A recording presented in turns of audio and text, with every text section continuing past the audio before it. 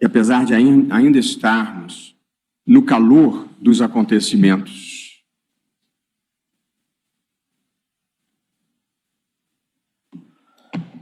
e no curso das apurações, nós precisamos, como país e como sociedade, fazer uma reflexão profunda sobre o que está acontecendo entre nós. Onde foi que nós perdemos a luz da nossa alma afetuosa, alegre e fraterna para a escuridão do ódio, da agressividade e da violência. Estamos importando mercadorias espiritualmente defeituosas de outros países que se desencontraram na história. O fato ocorrido: por volta das 19h30 de quarta-feira, dia 13 de novembro de 2024, um homem que já foi identificado se aproximou com uma mochila e um extintor de incêndio da Estátua da Justiça em frente ao Supremo Tribunal Federal e jogou um pano na estátua. Diante da movimentação, um segurança do tribunal se aproximou para a abordagem. As imagens das câmeras de vigilância mostraram o momento em que o suspeito deixa a mochila no chão e recua, e mais agentes começam a se aproximar. O homem atirou, então, o primeiro artefato em direção à estátua, que não explodiu, e os agentes corajosamente começaram a cercá-lo. Ele arremessou um segundo artefato, que caiu mais perto da marquise do tribunal e causou uma explosão. A equipe de segurança conseguiu evitar que o homem se aproximasse do tribunal. Diante do cerco, esta pessoa acendeu mais um artefato, se deitou sobre ele e houve uma segunda explosão, causando-lhe morte imediata. Depois disso, a Polícia Judicial fez o primeiro isolamento do local. Na sequência, a Polícia Militar e a Polícia Federal assumiram os trabalhos em parceria com a nossa equipe de segurança para averiguar outros artefatos que estavam na roupa do homem, na mochila e os que ele havia arremessado. Os trabalhos duraram toda a madrugada e o corpo foi retirado às 9 horas da manhã desta quinta. Em uma coletiva de imprensa concedida no fim da manhã de hoje, o diretor-geral da Polícia Federal, Andrei Rodrigues, informou que o autor do atentado mantinha um grande número de explosivos na casa alugada por ele em Ceilândia, que foi alvo de operação policial.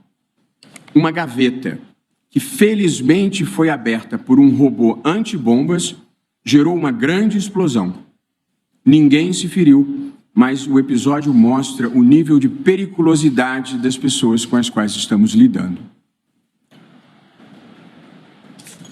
E eu queria aqui, muito especialmente, cumprimentar os agentes de segurança e da Polícia Judicial do Supremo Tribunal Federal pela atuação correta e corajosa, bem como a Polícia Federal e a Polícia do Distrito Federal pela presteza e empenho com que trataram do assunto.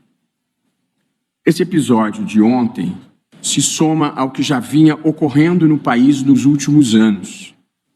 Em fevereiro de 2021, um deputado divulgou um vídeo com discurso de ódio, ofensas e ameaças aos ministros do Supremo Tribunal Federal, num grau inimaginável de grosseria e incivilidade. Em outubro de 2022, um parlamentar, notório por esquemas variados, desrespeita a ordem do Supremo Tribunal Federal e ataca os policiais federais com fuzis e granadas. Disse que fazia isso em nome da liberdade. Em outubro de 2022, uma parlamentar persegue de arma em punho um cidadão que havia se manifestado criticamente, em tom, aliás, muito menos grave do que aquele a que todos nós vínhamos sendo submetidos. Ao longo dos meses de novembro e dezembro, após bloqueio de estradas, milhares de pessoas acamparam nas portas de quartéis por todo o país, pedindo desrespeito ao resultado das eleições e golpe de Estado. Muitos deles insuflados pela afirmação criminosamente mentirosa de que teria havido fraude nas eleições. No dia 8 de janeiro de 2023, milhares de pessoas, mancomunadas via redes sociais e com a grave cumplicidade de autoridades, invadiram e depredaram a sede dos três poderes da República. Relativamente a esse último episódio, algumas pessoas foram da indignação à pena, procurando naturalizar o absurdo. Não veem que dão um incentivo para que o mesmo tipo de comportamento ocorra outras vezes. Querem perdoar sem antes sequer condenar.